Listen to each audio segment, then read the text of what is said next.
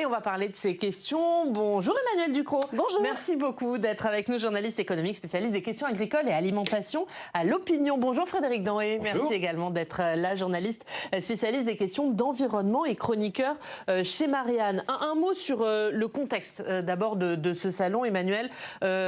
Beaucoup de colère de la part des agriculteurs. On les a entendus sur différents sujets. Il y a la dermatose, il y a le Mercosur, il y a la PAC, il y a le changement climatique, les inondations, les conséquences pour eux. Et puis, il y a des crises qui durent depuis des années, la question notamment des revenus. On est véritablement dans un salon de crise ? En tout cas, je trouve que l'ambiance est un côté un peu, c'est dur d'employer ce mot, mais presque désespéré. C'est-à-dire qu'on a l'impression que le monde agricole répète la même chose depuis des années. Et face à un politique dont le temps n'est pas le même, et à une société qui n'a pas vraiment compris la complexité des enjeux. Et face à laquelle ils ont le sentiment d'être vraiment en butte. Donc c'est comme si tout le monde avait couru dans une roue de hamster pendant des années. Ça fait quand même 3 ans qu'on vit des crises agricoles qui se passent avant le salon dans les hivers. Et là, le sentiment est un peu celui-là. Donc je trouve que l'ambiance est un peu bizarre en fait. Il manque un peu l'euphorie habituelle où le monde agricole, la famille agricole se retrouve. Et là, il y a une espèce de poids qui pèse sur tout le monde et une espèce d'exaspération un peu désespérée. Voilà. Je ne sais pas dire mieux. Ouais, bah mais c'est effectivement un état d'esprit peut-être un peu particulier, avec moins de monde aussi au salon cette année, Frédéric Denré. Est-ce qu'il y a un décalage, une incompréhension, même si les Français soutiennent leurs agriculteurs, une incompréhension sur leurs préoccupations et comment on peut les résoudre ? Ah bah oui, ils sont plus que désespérés, ils sont passés au-delà du stade de la colère, nonobstant les manifestations quasi rituelles de fin d'année où on se doit d'aller brûler un pneu devant une préfecture. Mais non, ils sont désabusés parce qu'ils se sentent non considérés. C'est même pas déconsidérés, parce que pour avoir été déconsidéré, il faut avoir été considéré à un moment ou à un autre. Ils se sentent non considérés par leurs syndicats. Il y a finalement entre 50 et 70% d'agriculteurs qui ne votent pas lors des élections syndicales. Moi, les agriculteurs que je rencontre me disent on n'est pas représentés. Les syndicats représentent avant tout eux-mêmes. Ils ne nous représentent pas, mais quand même, on est derrière eux parce que c'est le pied dans la porte du ministère. Mais surtout, ils se sentent pas considérés, invisibilisés par la population. On est complètement schizophrène. On aime l'image que représentent les agriculteurs, c'est-à-dire l'image de la France d'avant, celle qui réussit, celle qui, le monde agricole, en 15 ans, a totalement changé son fonctionnement par rapport à un fonctionnement qui était hérité de plusieurs siècles. Et là, mais la France s'en désintéresse complètement. Les gens s'en foutent des agriculteurs. Enfin, il faut dire les choses telles qu'elles sont. Les agriculteurs ne sont que des sources de problèmes.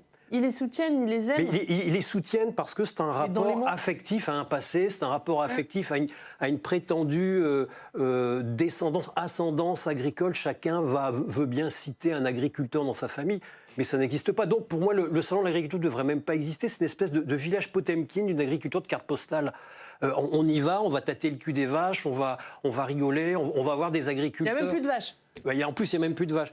Non, on ferait mieux de faire des petits salons dans les régions, dans les départements, pour ramener l'agriculture au niveau des gens. Enfin, pour finir de répondre à votre question, non, on soutient. Si les Français soutenaient l'agriculture, je vais me faire très caricatural, ils n'iraient plus acheter 80% de leur nourriture dans les hypermarchés. Ils iraient l'acheter dans des circuits courts.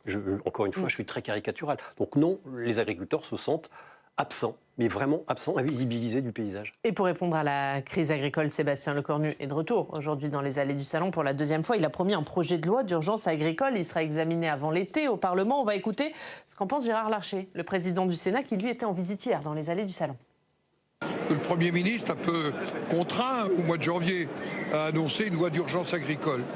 Il ne faut pas que ce soit un texte qui veuille tout embrasser, mais qui doit répondre à la levée des entraves en agriculture, qui essaye d'aborder, y compris le sujet phytopharmaceutique, sans en faire un drame et en racontant un certain nombre de choses qui sont scientifiquement inexactes.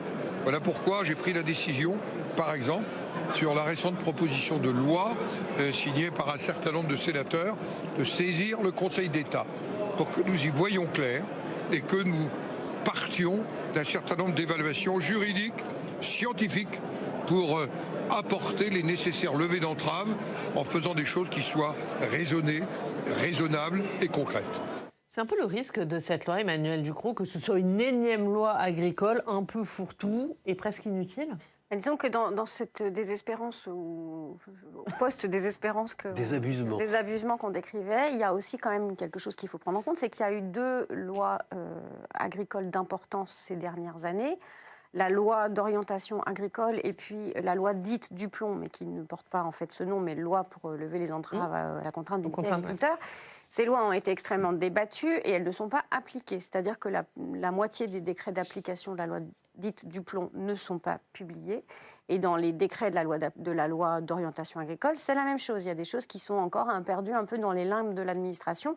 Donc, on a ce sentiment que les problèmes ne sont jamais réglés, alors qu'en fait, on ne tire pas les fils jusqu'au bout. Alors, une nouvelle loi d'urgence agricole qui, finalement, ne sera pas une loi d'urgence parce qu'elle sera à la rentrée. Enfin, voilà.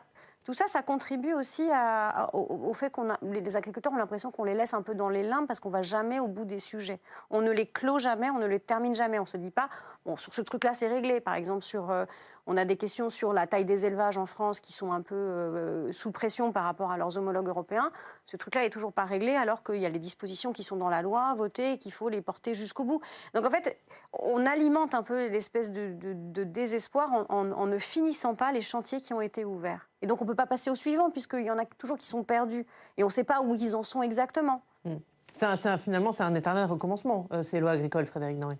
C'est du foutage de gueule. On prend, je vais dire les choses telles que je les sens, on prend les agriculteurs pour des cons. On leur promet des choses qui de toute façon ne seront pas tenues, comme Emmanuel l'a dit. Mais c'est général en France. Sur les 51 dernières lois, il y en a 4 qui ont été vraiment appliquées, c'est-à-dire promulguées avec les décrets d'application. C'est pareil pour la loi d'avenir agricole. Ce sera pareil pour la loi dite Duplon. Et aussi parce que beaucoup des dispositions sont ou inconstitutionnelles ou contraires à la loi, selon le Conseil d'État. Par exemple, dans les propositions qu'a fait Le Cornu dans son tweet du 13 janvier relatif à son moratoire sur l'eau, il n'y a rien qui est légal. Rien qui est légal parce que ça contredit la quasi-totalité des lois sur l'eau, et notamment la loi fondamentale de 64 qui fixe la gouvernance de l'eau. Dans ce qu'il a promis aux agriculteurs, c'est en gros... en tout cas pour les irrigants, je ne prends que cet exemple-là, c'est les volumes prélevables qui sont fixés par des textes qui s'appellent des schémas d'aménagement et de gestion de l'eau. On oublie ces textes, on les suspend par l'intervention du préfet, donc on oublie tous ces petits parlements de l'eau dans lesquels siègent les agriculteurs et où ces volumes sont...